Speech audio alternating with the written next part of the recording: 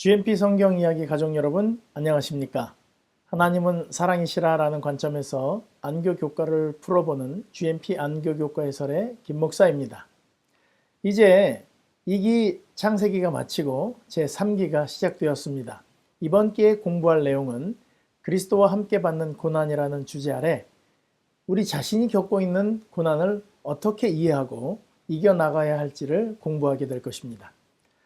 하나님께 자신을 바친 많은 그리스도인들이 당하는 여러 가지 고난이 그들을 어떻게 향상시켰는지, 하나님은 그 고난을 통해 그들을 어떻게 향상시키셨는지를 보게 될 것입니다. 어떤 고난은 끝을 알 수도 없고 해결책이 보이지 않을 때도 있습니다. 분명한 것은 그럴지라도 하나님은 사랑이시라 라는 사실은 변하지 않는다는 것입니다.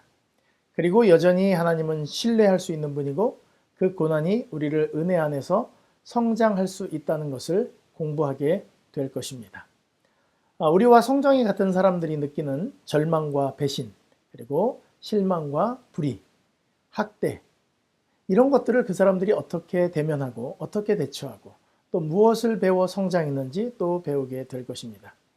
그래서 이 세상에서 우리가 당하는 수많은 고통과 고난이라는 것이 하나님이 우리를 버리신 증거가 아니라는 것, 그리고 우리보다 더 큰 고난을 당하신 예수님께서 우리를 하나님과 가까이 가게 하기 위하여 사용하시는 도구로 고난을 택하셨다는 것도 깨달아 알게 되고, 결국에는 하나님은 사랑이시다라는 고백을 하게 하실 것이라는 것, 그것을 이제 한 기 동안 배우게 될 것입니다.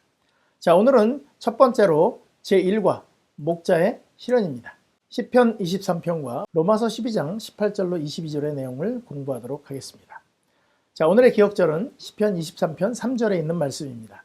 내 영혼을 소생시키시고 자기 이름을 위하여 의의 길로 인도하시는도다. 안식일 오후는 사랑하는 사람들에게 배신을 당하거나 버림을 받는 등 우리가 가슴이 무너지는 일들을 겪을 때, 정말 세상을 다 잃은 것 같은 고통이 닥쳐올 때 이것이 정말 나를 향상시키는 도구가 될 것인가? 여러분, 그냥 신앙과 믿음이 자라는 일은 없을까요? 하나님과 그냥 교제만 잘하면 믿음이 자라지는 않을까요? 이런 고통 속에서 성장한 한 사람의 고백이 기록된 것이 바로 시편 23편입니다.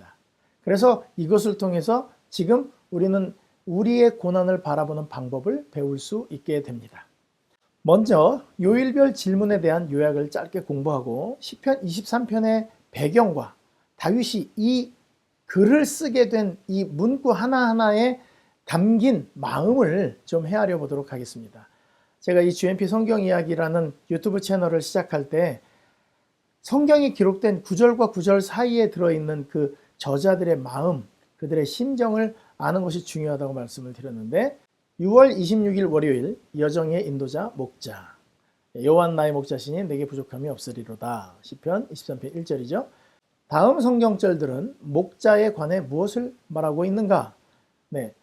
이사야 40장 11절, 목자는 양떼를 먹이고 안고 유순히 인도한다. 예레미야 23장 3절 4절, 양떼를 모으고 다시 잃어버리지 않을 것이다. 그 다음에 에스겔 34장 12절은 양이 어디 있든지 구해낼 것이다. 요한복음 10장 14절로 16절, 선한 목자는 양을 알고 양을 위하여 목숨까지 내놓을 수 있다.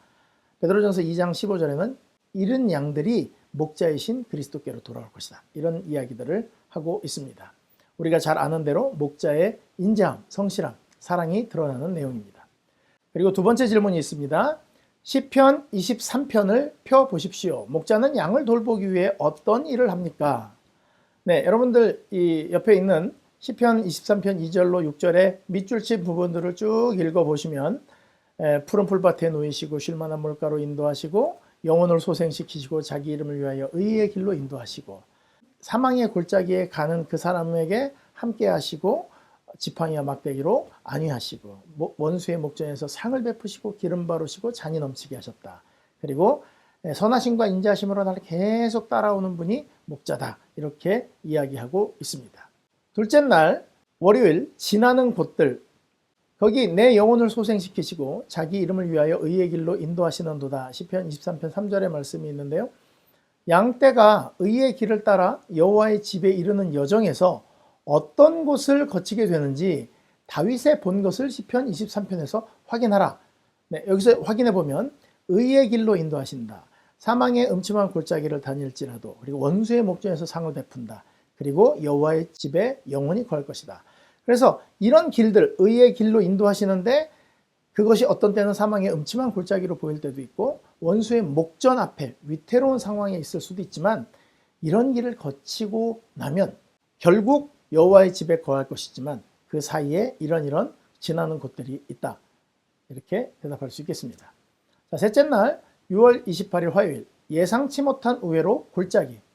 내가 사망의 음침한 골짜기로 다닐지라도 해를 두려워하지 않을 것은 주께서 나와 함께 하심이라. 주의 지팡이와 막대기가 나를 안위하시나이다. 자, 그러면 그대만의 사망의 음침한 골짜기는 언제 어디였는가? 여러분들은 어디셨습니까? 목자가 있다는 것을 알면서도 두려움을 느낀 적이 있는가? 예, 목사인 저도 하나님께서 나를 돌보고 계신다고 하지만 군대에서 막 밤에 집합한다 그러면은 이게 하나님이 안 맞도록 해주시는 건 아니더라고요. 맞긴 맞더라고요. 그래서 그런 잠깐 눈앞에 있는 일 때문에 두려움을 느낀 적은 있습니다. 그 순간 어떤 성경절이 가장 소중하게 와 닿았는가? 이런 것들은 이제 여러분들께서 개인적으로 느끼신 것들을 나누시면 되겠습니다. 골짜기를 지날 때 느끼는 두려움은 우리를 긴장하게 만들긴 합니다. 하나님의 약속을 믿고 이겨냈을 때 참 평안을 맛보는 경험들, 그런 것들 있으시죠? 그것들을 나누시면 되겠습니다. 자, 넷째 날 수요일, 예상치 못한 우회로 원수의 목전입니다. 주께서 내 원수의 목전에서 내게 상을 차려주시고 기름을 내 머리에 부으셨으니 내 잔이 넘치나이다. 살면서 어떤 종류의 원수를 만나보았는가? 그대나 그대가 사랑하는 사람들을 해하려고 하는 사람들을 어떻게 대했는가? 그리스도께서 마태복음 5장 44절에 하신 말씀이나 바울이 로마서 12장 18절로 21절에 한 말을 충실히 따를 수 있었는가? 예, 마태복음 5장 44절은 원수를 사랑하고 박해하는 자를 위하여 기도하라고 얘기했고요. 로마서 12장 18절로 21절은 친히 원수 갚지 말고 하나님께 맡겨라. 원수가 줄이거든 먹이고 목마르거든 마시게 하여 선으로 악을 이기라. 이렇게 이야기를 합니다. 아마 이것이 그리스도인들에게 가장 어려운 숙제가 아닌가 싶습니다. 예, 그래서 여러분들은 이 어려운 숙제를 이겨내는 방법, 시편 23편에 나와 있습니다. 뒤에 시편 23편의 배경을 연구하면서 우리도 다윗처럼 이렇게 할 수 있는지 한번 살펴보도록 하겠습니다.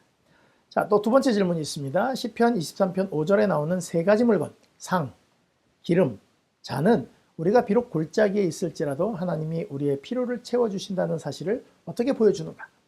예, 환경이 어려울 뿐이지 우리 생사에 지장은 없을 것이다. 기본적 필요를 하나님이 다 공급하실 것이다. 그러면 그런 걸로 목숨의 위태함을 받지 않는다는 얘기는 뭐예요? 우리를 그런 고통을 지나게 하심으로 뭔가 향상시키려는 하나님의 모습이 있다는 것이죠. 그러니까 먹고 사는 일에 문제는 없을 것이다. 그것입니다.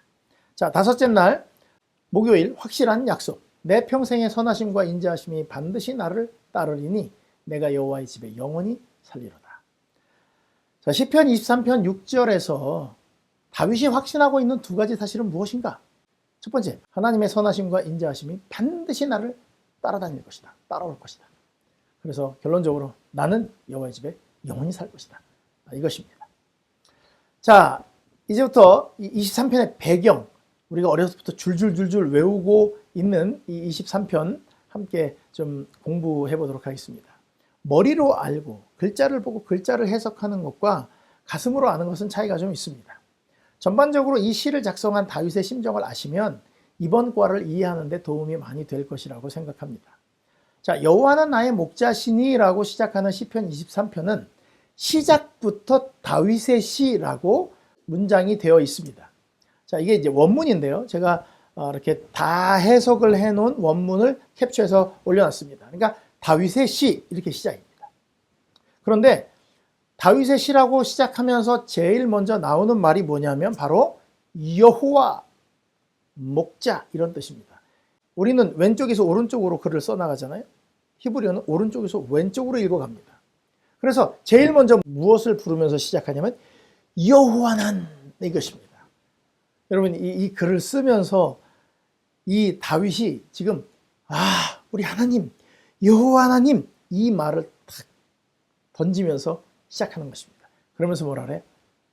여호와는 내 목자셔 이렇게 얘기합니다. 우리의 목자다, 이스라엘의 목자다, 우리 가족의 목자다 이렇게 얘기하는 것이 아니고 내 목자다 이렇게 이야기를 하는 것입니다. 내 고백이다. 내가 겪은 것이다. 그걸 말하는 것이죠. 다윗이 썼는데 이런 내용을 썼다는 것은 아마도 인생 후반기의 어느 시점에서 자신의 삶을 인도해 오신 하나님을 생각하면서 쓴 것으로 학자들이 보고 있습니다. 저도 그것에 동감합니다. 그 다음이 뭐냐면 없다라는 말이 바로 나와요. 여호와는 내 목자셔 없어 부족한 게 이런 뜻입니다. 이 히브리어는 앞에 무슨 단어를 쓰느냐가 제일 중요한데 제일 먼저 쓰는 단어에 의미를 부여하고 있는 것입니다. 여호와가 내 목자야. 아무것도 없어. 부족한 건 이런 뜻입니다. 아주 강한 부정을 이야기하는 거예요. 다윗이 정말 부족함이 없는 삶을 살았습니까? 우리는 왕이 된 다윗을 생각하면 그럴 수 있겠죠. 그런데 그렇지 않았습니다. 그는 아주 다른 형들 아래서 자랐습니다. 막내로 자랐어요. 집안의 굳은 일들을 다 맡았습니다. 그것을 단편적으로 볼 수 있는 내용이 선지자 사무엘이 자기의 아버지 이새의 집에 도착했을 때 다윗은 어디 갔죠? 양치러 보냅니다. 양치러. 사무엘이 하나님의 지시로 이 다윗에게 기름 부음을 하러 왔는데 얘는 없어도 돼. 그리고 나머지 7 형들만 쭉 세워놓고 사무엘에게 보인 것입니다. 그런데 하나님께서 다윗을 부르시죠. 그래가지고 조용히 다윗에게 기름을 붓고 이스라엘의 왕이 될 것이라는 것을 알려줍니다. 보통 이런 큰 영예가 주어지면 어깨에 힘이 들어가게 됩니다. 제가 백악관에 가서 바이든 대통령을 만난다든지 아니면 주지사를 만나서 무슨 얘기를 한다든지 큰 일을 하게 되면 어깨에 힘이 들어가죠. 그리고 그날을 사모하게 됩니다. 언제 이 날이 오지? 그런데 다윗의 품성이 어떠했는지 부조화 선지자는 이렇게 이야기를 합니다. 다윗은 그에게 큰 영예가 주어졌다고 의기양양해하지 않았다. 다윗은 그가 차지할 높은 지위에도 불구하고 여호와의 계획이 당신께서 정하신 시간과 방법대로 이루어지기를 기다리면서 조용히 그의 생업을 계속하였다. 기름 부음 받았는데 이제 왕이야. 나 이제 왕 될 거니까 이제부터 왕 수업할 거야. 이런 게 아니라 매일 아침에 일어나서 부지런히 양을 치러 다녔다는 것입니다. 계속 양치고 하프 켜고 날마다 이 하나님과 다윗이 교통했다는 이야기가 부조화 선지자에 계속해서 나옵니다. 다윗은 하나님을 볼 수 없었으나 하나님의 만드신 만물을 찬양하였다. 산림과 산, 목장과 시내를 금빛으로 물들이는 정오의 햇빛은 그의 마음을 빛의 아버지, 곧 모든 행복과 완전한 선물을 주시는 분을 바라보게 하였다. 여러분, 햇빛 쨍쨍 내려지고 환하게 오늘 날씨 너무 좋다 그러면 하나님이 생각나십니까? 에어컨이 생각나십니까? 소파 같은 데 딱 누워갖고 쉬었으면 좋겠죠. 그런데 다윗은 밖에서 양을 치는 고단한 일 중에서도 햇빛이 쫙 내리쬐고 이렇게 아름다운 광경을 보면 우리 하나님 만드신 게 대단하네 이렇게 생각을 했다는 것입니다. 날마다 계시되는 그의 창조주의 품성과 위엄은 젊은 시인의 마음을 흠모와 기쁨으로 충만하게 하였다. 여러분 이런 게 쉽나요? 남자인데 여자들은 감성이 풍부하니까 그럴 수 있는데 이 다윗은요 아주 감성이 풍부한 사람이었던 것 같아요. 하나님과 그분의 사업을 명상함으로 다윗의 지력과 마음의 능력은 장래의 그의 사업을 위하여 개발되고 강화되었다. 네, 지금 기름 부음 받고 지금 어디서 하는 거예요 이거를? 양을 치고 있는 들에서 이런 생각을 했다는 것입니다. 그는 날마다 하나님과 더불어 더욱 가까이 교통하였다. 왕으로 기름 부음 받으면 내가 어떻게 잘할까 이렇게 한 게 아니라 하나님과 더 가까이 교통했다는 거예요. 날마다 더욱. 그의 마음은 끊임없이 그의 노래에 영감을 주는 새로운 주제들을 깊이 파고 들어가 그의 검은고의 선율을 깨우곤 했다. 그의 풍부한 성량의 멜로디는 대기 중에 쏟아져 나와 마치 하늘 천사들의 즐거운 노래에 화답하는 것처럼 이 산에서 저 산으로 메아리쳤다. 틈틈이 악기 연습을 하고 그리고 하나님을 계속 묵상하고 그다음에 그분과 계속 가까이 교통했다는 사람이 바로 다윗입니다. 그러면 이렇게 하나님과 관계가 깊은 청년, 믿음 있는 청년이면 그냥 왕되게 하면 안 됩니까? 꼭 그런 시련의 시간을 둬야 하는 것이냐 이것이죠. 기름 부음 받아도 우쭐하지 않고 조용히 생업에서 봉사하고 밖에 나가서 왕이 되면 뭐 할까 막 이런 망상에 빠져 사는 게 아니라 하나님의 창조물들을 보고 그분과 가까이 교통하는 이 다윗이 왜 이런 시련을 당해야 합니까? 솔직히 우리는 시련을 당해서 그런 눈들이 어디로 와야 돼요? 하나님께 오게 만들려고 시련을 주시는 거 이해하는데 다윗은 사실 그런 게 필요 없을 수도 있는 사람이었다 하는 것이죠. 그런데 어느 날 전쟁터에 나간 형들을 걱정한 아버지가 이제 다윗을 보내갖고 형들의 안부를 물으러 갔다가 골리앗을 쓰러뜨리는 경험을 하게 됩니다. 단숨에 달려나가서 돌팔매로 골리앗을 쓰러뜨립니다. 돌아오는데 사울은 천천히요, 다윗은 만만이다. 그래서 사울 왕의 질투를 받게 됩니다. 어린 소년이 결국 사위가 됩니다. 왜냐하면 사위는 자기를 죽이고 왕의 자리를 탐내지 않을 거니까. 근데도 사울은 믿지 못해갖고 다윗을 계속 시기하고 질투를 합니다. 더 이상은 함께 있을 수 없게 되어서 도망하는 신세가 되었습니다. 여러분, 옆집 아저씨나 학교 선생님이 날 미워하면 이사 가면 돼요. 근데 왕이 나를 미워하면 어떻게 해야 돼요? 이 나라를 떠나야 되는 거예요. 지금처럼 뭐 GPS나 인터넷이 없었으니까 다행이지, 다윗이 그 젊었을 때 동네를 넘나드는 수준이 넘어서 나라를 넘나들며 왕을 피해 도망다니던 그 젊었을 때 하나님께서 위기 때마다 함께 하신 것이 그에게 감동이었던 거예요. 시간이 지나고 보니까 그때 하나님이 지켜주셨구나, 이걸 깨닫게 된 것입니다. 처음에는 아주 거짓말로 인해 비참한 일이 일어나기도 했습니다. 다윗이 급하게 도망가니라고 성막에 가서 뭐 떡을 좀 달라고 하고, 그 다음에 그 골리앗의 칼을 달라고 했죠. 그때 제사장에게 사실대로 말하지 않았습니다. 그래서 그 거짓말로 인해서 사울 왕이 제사장 85명을 다 죽이라고 합니다. 아무도 안 하려고 그러는데 이 도액이라고 하는 마음에 화인 맞은 사람이 세마포 에봇 입은 85명을 죽였어요. 얼마나 충격이겠습니까? 착한 다윗에게 이 소식이 전해졌을 때 다윗이 아비아들에게 이르되 그날에 에돔 사람 도액이 거기 있기로 그가 반드시 사울에게 말할 줄을 내가 알았노라. 내 아버지 집의 모든 사람 죽은 것이 내 탓이로다. 여러분, 성경은 이렇게 짧게 쓰여 있지만 여러분, 굉장히 감수성이 예민한 다윗이 얼마나 힘들었을까요? 의도적인 일은 아니었어요. 그런데 너무 두려웠어요. 왕이 자기를 죽이려고 했기 때문에. 만약에 여러분, 의도적이 아니었지만 여러분의 거짓말로 인해 목사님 85명과 그 가족들이 다 죽었다고 생각해 보세요.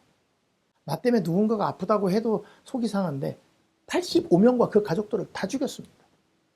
이런 왕 어때요? 제사장을 죽이는 것을 두려워하지 않는 왕. 하나님께서 아무리 그에게 기름 부으셨다고 할지라도 이거 내가 죽여도 괜찮겠지, 이런 생각 안 들겠습니까?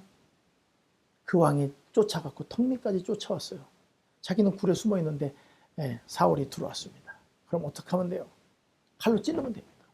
그리고 자, 이제 이런 쓰레기 같은 인간 왕을 죽였으니까 내가 이제 왕이 될 것이다. 하나님께서 나에게 기름을 부었다. 이야기하면 되는데 안 합니다. 자기가 하기 좀 그러면 뭐라고 하면 돼요? 네가 죽여라. 누구 하나 시키기만 해도 그렇게 할 수 있었어요. 그런데 왕의 옷자락을 베고도 마음 아파했어요. 그러면 85명 죽은 것 때문에 얼마나 슬퍼했을까요?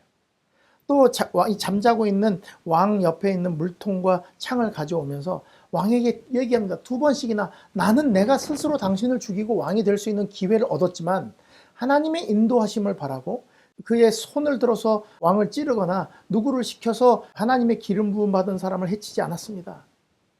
이것을요, 다윗은 자기가 잘했다고 자랑하지 않습니다. 의의 길로 인도하시는도다, 이런 말로 쓰는 것이죠. 자기가 스스로 왕이 되는 길을 버리고 하나님께서 인도하시는 길을 가기로 선택했기 때문에 10년을 도망다녔습니다.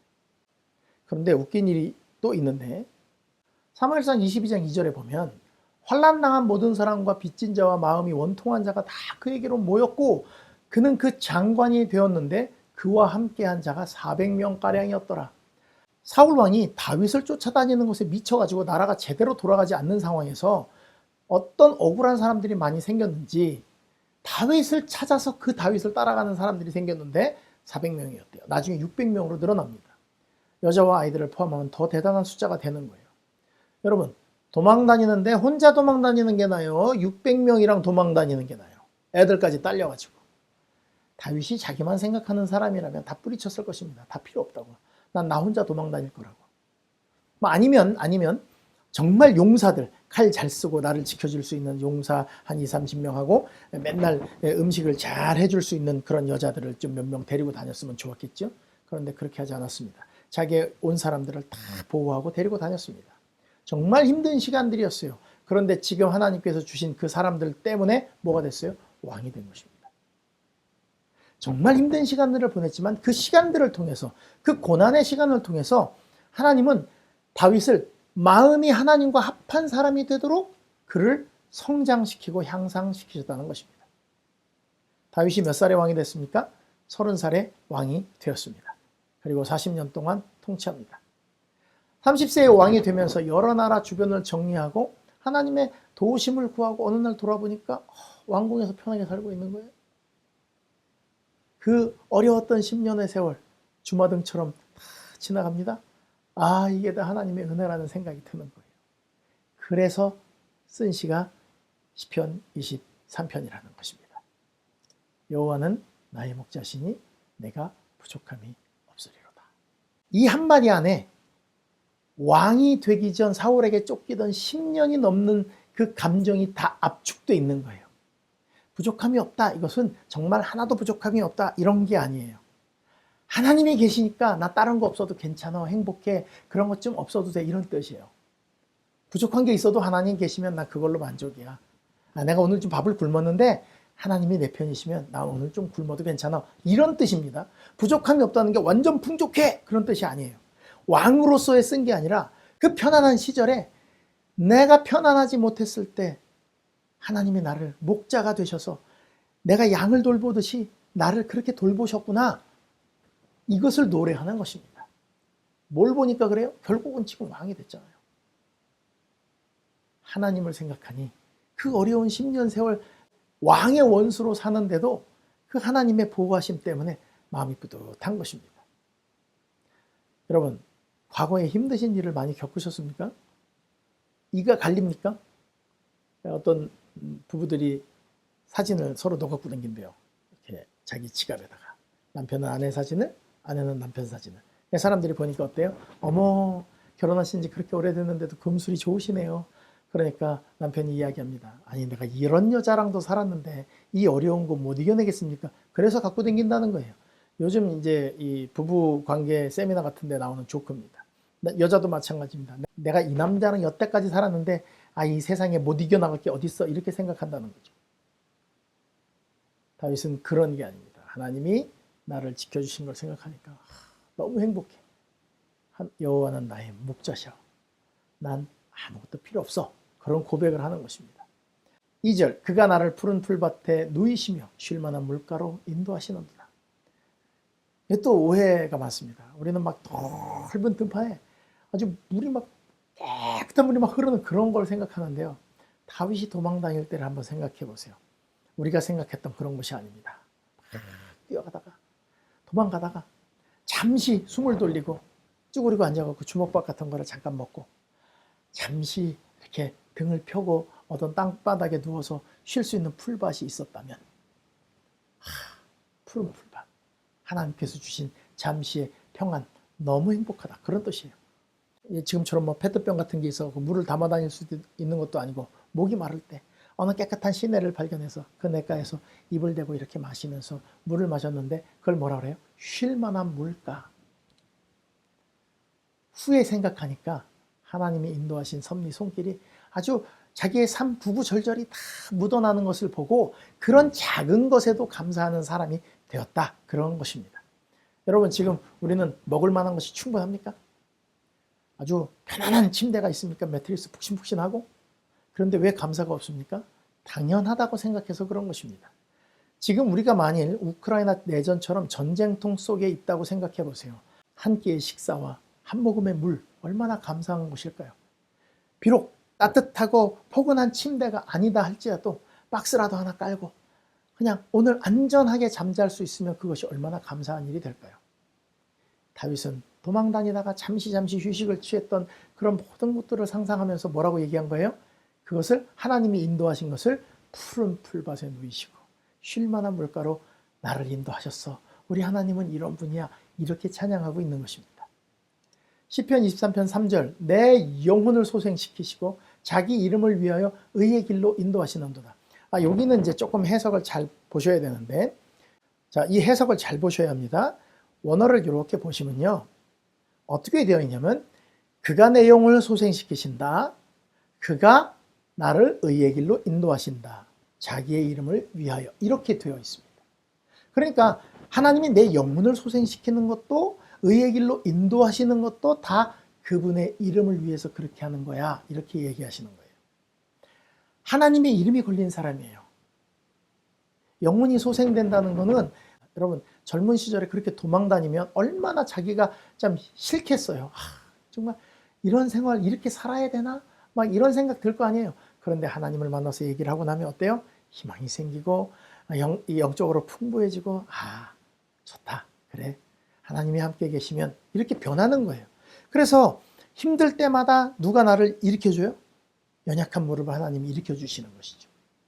그리고 의의 길로 인도하신다. 묵상하는데 이런 생각이 들더라고요. 여러분 적당히 뇌물 좀 쓰고 컨닝하고 적당히 사기치고 적당히 삥땅 치고 살면 나 사는데 편하네요. 그런데 하나님 영광을 받으실 수가 없잖아요. 그렇죠? 도액 때문에 85명의 제사장들이 죽은 거, 거짓말로 인해 생긴 거 생각하니까 사울을 죽일 수 있음에도 안 죽였어. 이게 내 의의가 아니라 하나님이 나를 붙들어 주셨다. 하나님의 힘으로. 누가 영광 받으셔야 돼요? 하나님이. 내가 왕이 된 건 누구 때문에 된 거예요? 하나님이 된 거예요. 하나님 때문에 된 거예요. 이걸 이야기하는 것입니다.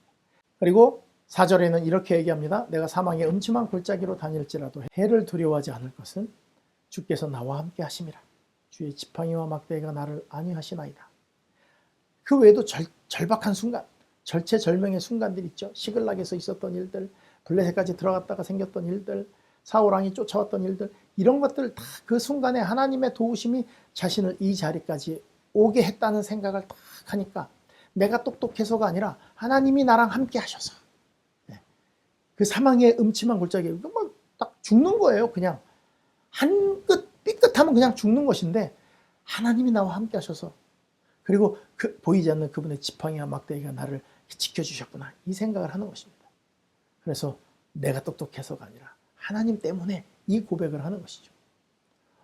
5절로 가면 주께서는 내 원수의 목전에선 내게 상을 차려주시고 기름을 내 머리에 부으셨으니 내 잔이 넘치나이다.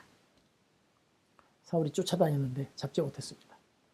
위기의 순간이 있을 때마다 소소하지만 기력을 차릴 수 있게 먹고 풍족했습니다. 엄청 잘 먹고 엄청 재물을 쌓은 게 아니라 그저 먹을 만큼, 배 허기를 감출 만큼 먹으면 그것을 뭐라 그래요?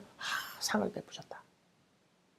기름을 내 머리에 바르셨다는 것은 자기를 존중하셔서 귀하게 여겨주셨다, 그런 뜻입니다. 비록 쫓겨다니지만 400명씩 600명씩 어떻게 해요? 다윗을 칭송하고 따르는 사람들이 쫓아온 것이죠. 그러니까 난 당신께 받은 은혜가 넘칩니다, 이 이야기를 하는 거예요.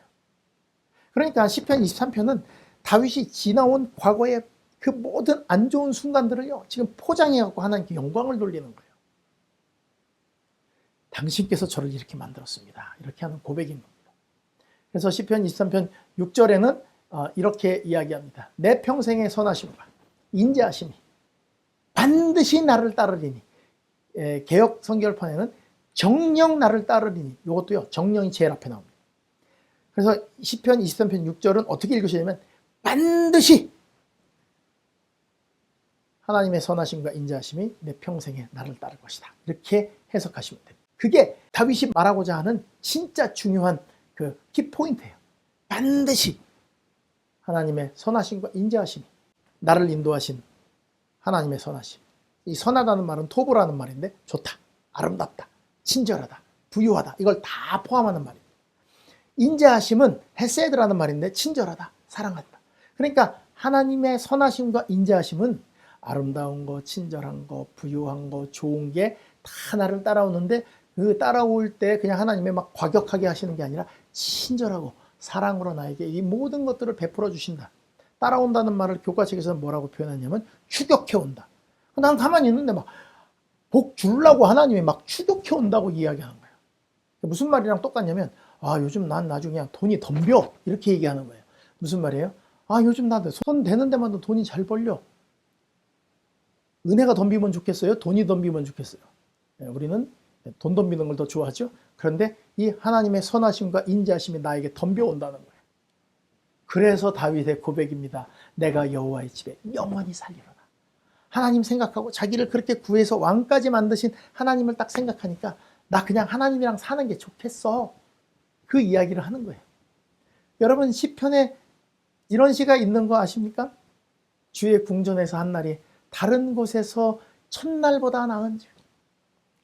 그냥 하나님 앞에서 한 날 사는 게 아니 딴 데 가갖고 왕으로 막 허세 부리고 사는 첫날보다 낫다 이거예요. 악인의 장막에 사는 것보다 하나님의 성전 문지기로 있는 게 좋겠다. 왕이 한 말이에요. 왕이. 아 다른 나라도 정복해가지고 그 나라도 내 밑으로 넣으면 좋겠다 이런 말이 아니라 나 그냥 하나님 나라의 문지기, 하나님 성전의 문지기로 있는 게 좋겠다. 이때 성전은 그냥 천막으로 되어 있는 것이었습니다. 멋진 솔로몬 성전이 아니었어요. 지금 법궤를 넣은 조그만 성전이었어요. 거기서 뭐 했으면 좋겠다? 그냥 나 문지기만 해도 좋겠다. 이런 얘기를 하는 것입니다. 물론 다윗이 왕이 되어서 실수도 했습니다. 그런데 다윗이 한 일을 쭉 찾아보잖아요. 그러면 그는 하나님의 성전 짓는 일 외에는 다른 일 한 게 별로 없습니다. 그의 평생을 하나님의 성전을 지을 재물들을 모으는 기쁨으로 살았습니다. 역대상 29장 2절에 있는 말씀입니다.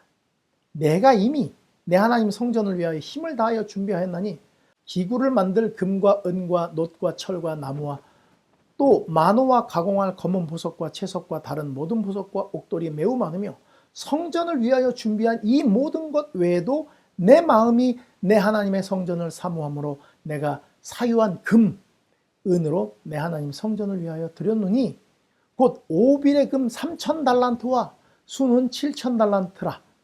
3,000달란트, 1달란트가 34kg입니다. 금. 34 곱하기 3,000을 해보세요. 얼마나 많은 것을 사비로 드린 것입니다.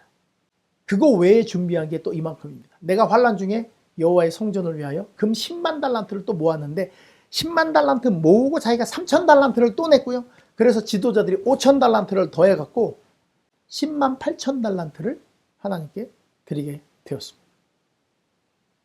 어마어마하지 않습니까?